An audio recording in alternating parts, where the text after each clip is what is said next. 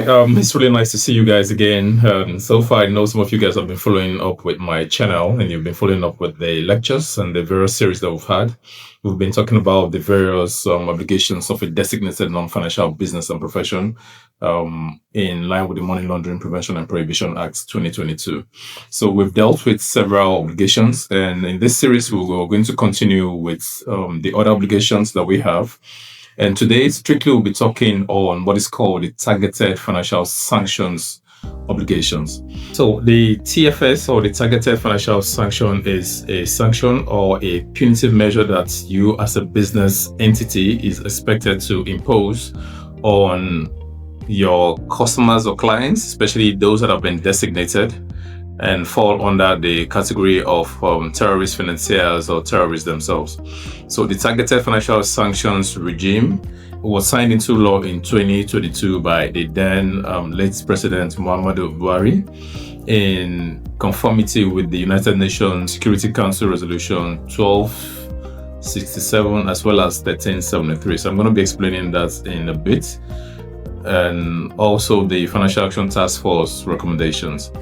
Security Council Resolution 1267 is on Al-Qaeda as well as ISIL, right? But 1373 says that all countries that fall under the United Nations should domesticate their own sanctions regime to implement the targeted financial sanctions on designated persons as well as terrorist organizations or terrorist groups. So Nigeria has what is called the Nigerian Sanctions Committee, and this committee is domiciled within the Office of the National Security Advisor, although it has its secretariat in Nigerian Financial Intelligence Unit.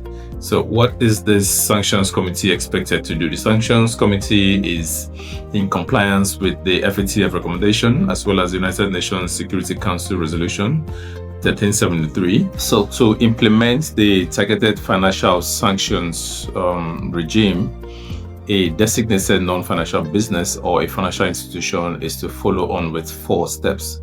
So the 4 steps, the first one is that you are to subscribe to the Nigerian Sanctions Committee website, where you will be sent, it's like an alert system where, when there's a new designated person, you get an alert letting you know that yes, this individual or this entity, corporate body, has been designated as either a terrorist or a terrorist financier. And then the second procedure is that when you get this alert system or somebody walks into your business premises to want to, consummate a business transaction with you, you're expected to first screen them against the Nigerian Sanctions Committee list, if also with the United Nations Consolidated list, where all known terrorist organizations and terrorist individuals have their names designated in that list, right? So you take the name of this individual, go to either of these 2 lists, the Nigerian Sanctions Committee list or the UN Consolidated list, screen their name against the list. If you find their names there, the next line of action you're expected to take after you have subscribed on the Sanctions Committee website is that you are to freeze whatever funds or assets that have been given to you in the course of the transaction. If the transaction took place like it was consummated, maybe there was exchange of funds between you and this designated individual, and you have found their names on the sanctions list, either the Nigerian Sanctions Committee list or the UN Consolidated list, you don't allow them gain access to these funds or assets, or as the case may be, and then you're expected to file a report. This report you're filing would be a suspicious transaction report. This happens when there's been like exchange of funds between you and this individual, meaning that the transaction took place like it was consummated.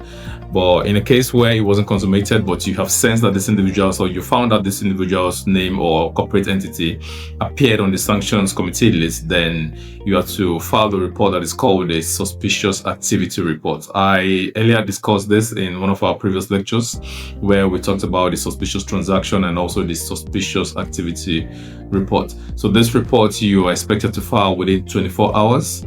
It doesn't matter the amount of funds that was transferred between this designated individual or corporate entity to you. So long as their name appeared because they have been designated, you're expected to file within 24 hours to the Nigerian Financial Intelligence Unit. So this means that apart from you subscribing to the Sanctions Committee website.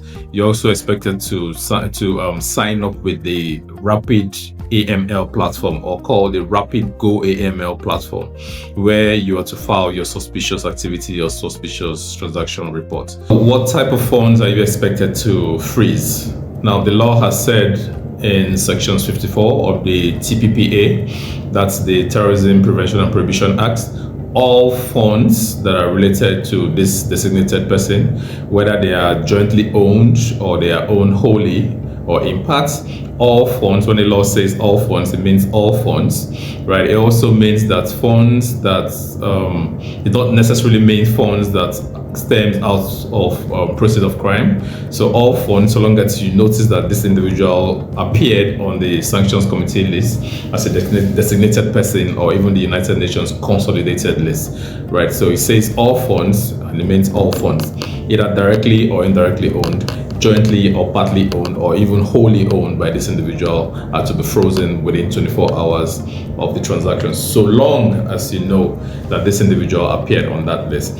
And when I was talking to you about customer due diligence, yes, this is part of the measure that you have to take to be able to verify your customer, especially when they are high risk customer, right? So first, you take their name to the consolidated list and screen them against that list to be sure that this person are not already designated persons, right? If they are designated, then you ought to do the next step, which is freeze whatever that has been given to you, either funds or assets, and then also file the report within 24 hours to the appropriate authority, which is the Nigerian Financial Intelligence Unit. The 4 steps that you're expected to carry in order to implement the targeted financial sanction is that first, you subscribe. After subscription, the next thing is that you're screening whoever, whether an individual or a corporate body. So it could be a natural person or a legal person. Legal person in the sense that it's an entity, right? After screening, the next thing is that if you found their names on either of these 2 websites, that's the UN consolidated list, as well as the Nigerian Sanctions Committee list, then the next step you expect that you are to freeze without delay whatever that has been exchanged, maybe whether funds or assets, you have to freeze. And the freezing, the next step after freezing, is that you're expected to now file the report to the Nigerian Financial Intelligence Unit through the Rapid Go AML platform, right? So it means invariably that you're expected to subscribe on the NSC, which is the Nigerian Sanctions Committee list, as well as the Nigerian Financial Intelligence Unit's link through the Go AML or Rapid AML platform. So what if one of your customers or your clients appears as a designated person on the Nigerian Sanctions Committee list, and now you want to file the report? What are you expected to do? What you need to do quickly is to go to that same website. On the home page, there is a part where it's written, click to download reporting templates. So when you download that reporting template, the template is divided into 4 sections. It has the part A, which is on general information that you need to give out to the to the regulatory authorities or the NSC directly. Part B, it's on reporting the designated person. Here you are intended to take up what is called the group ID as a unique identifier to identify this person, while Part C has what is called giving information on the frozen assets, whether they are funds or their assets. The assets could be whether movable or immovable assets. They could also be tangible or intangible assets. And then the funds, like I told you, all funds. And the last part of the form, which is part D, it's on you giving information on false positive. What does this mean? False positive.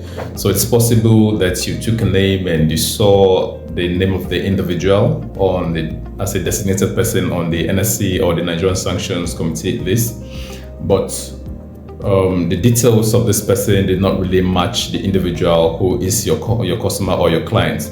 So there are different unique identifiers. For example, there's a group ID for you to identify that this individual is not the same with this other person. You probably want to use the name of the person. You want to use the phone number. For example, you also want to use the date of birth and perhaps the residential address or unique identifiers, right, to be able to ascertain that this individual is not the same with the one who is your customer or your client. But just in case, you're expected to attach what is called some documents to be able to distinguish this individual from the one whose details appears on the Nigerian Sanctions Committee list or even the United Nations Consolidated list as a designated person.